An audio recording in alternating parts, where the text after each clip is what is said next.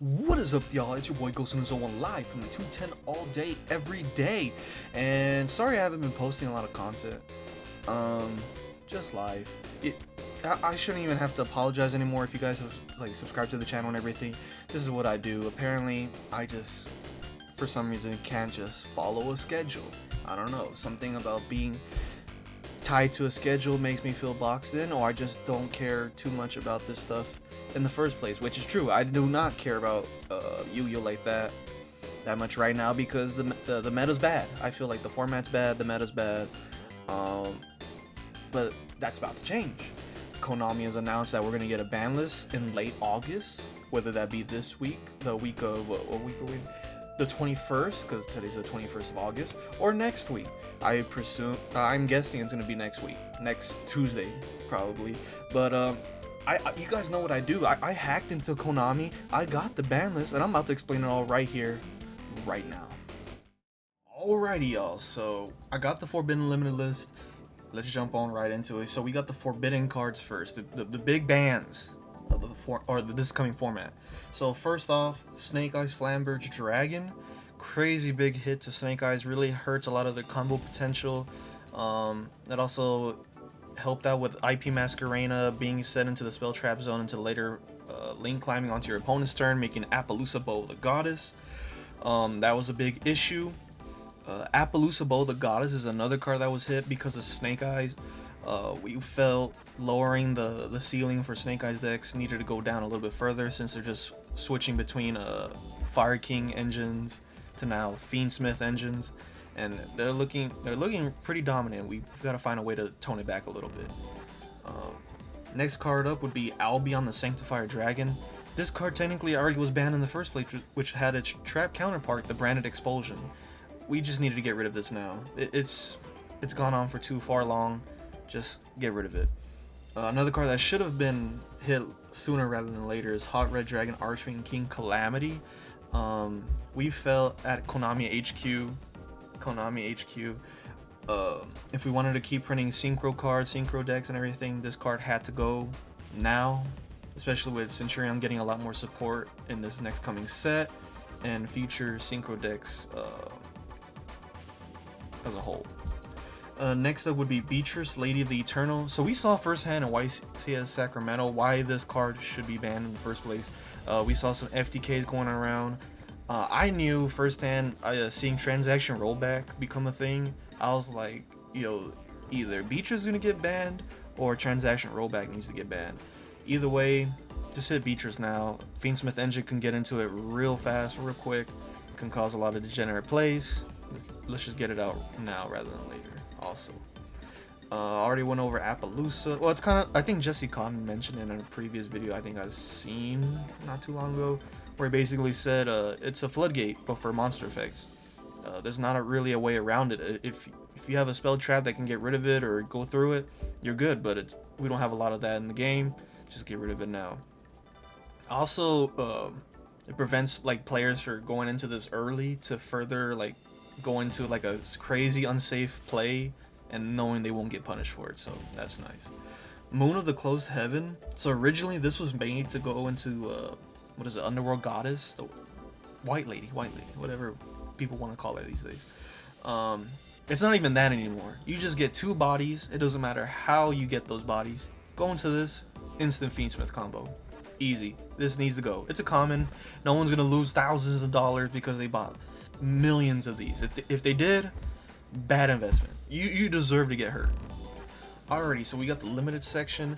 A lot more changes compared to I think everything else on the list. So we got 9 changes. We're gonna start with the first one, Dimension Shifter. Big change here.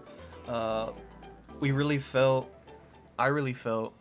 that D Shifter needed to go at 1. It's unfair for decks to just drop this on a fly and just say go play. It's unfair, but there are also some decks that need it, that can use it to further combo extend while using the banishment pile and everything. I always think that's pretty cool. But this is a very powerful effect that usually you can't really, it's a lingering effect, so you can't really negate it later on. Keep it at 1. It's kind of like a what is it, a floodgate. Just keep it at 1. Next hit is Spirit of Yubel. So, looking at all the decks that are getting hit, just hit Spirit of Yubel too. The deck's not getting killed, but its consistency is gonna go down a little bit. It is gonna be hurt by hand traps a little bit better. You're still able to play the deck normally. It's gonna have an issue where I've seen a lot of Yubel players where they're in a losing position, but they have Spirit of Yubel still in hand.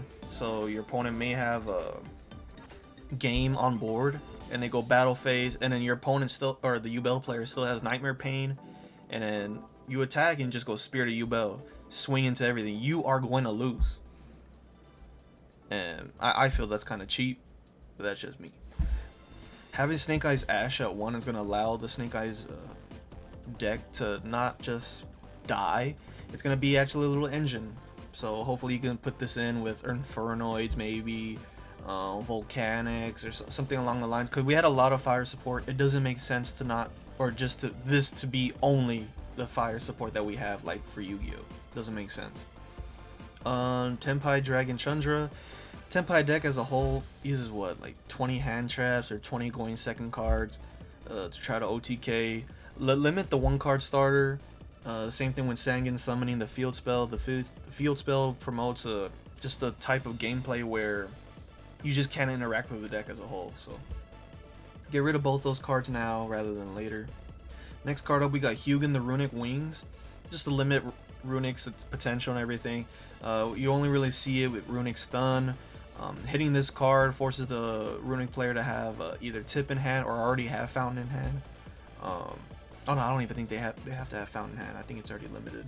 Unless it's semi-limited, then I completely forgot. Oh no, it's semi-limited, yeah. So you have to have it either in hand or with tip to draw it. But it makes them lose another card in hand, so I think that's pretty cool. And limits the ceiling. Runic's really only been an issue because there's only one deck really to beat, which is usually Snake Eyes. Next up, we got Link Karibo. So we already hit Snake Eyes enough to the point where we think Link Karibo can come back. There's only really a problem with like Jet Synchron and them going into like Borreload or the other synchros that they could, but those aren't even in the game anymore. Next to number C40 Gimmick Puppet of Dark Strings. Let's get rid of FTK right now. Like, it sucks to see our players being, or Konami's players being burned by an FTK. Like, it's, oh, you won die roll? Okay, hopefully you don't have a combo starter. And usually they will, because it's a very consistent FTK. Hitting this, I think, gets rid of the FTK as a whole, so it should be fine. Summon Sorceress. I mean, it got eroded. I don't see why it shouldn't see play. So, give us the OTS packs. So we got semi-limited. Only one change. Only one big one. Reasoning. It's just gonna be here to help Infernoid, to help another fire deck out. You know, we didn't print out that fire support for nothing. You know, unlimited. So there's obviously one big, huge change that's gonna be coming. Psyframe Gear Gamma. So there's going to be a lot of hand traps that we're going to be dealing with that are going to be very big issues with, which is the Molchummy cards. This is going to be able to stop it, at least if you're not like, you don't like commit to something first and everything. The Psyframe Gear Gamma can help. I felt Gamma personally could have stayed, but get rid of the synchros that like abuse this card, which was like XL Synchron, Barone, and everything, which we technically kind of did. So.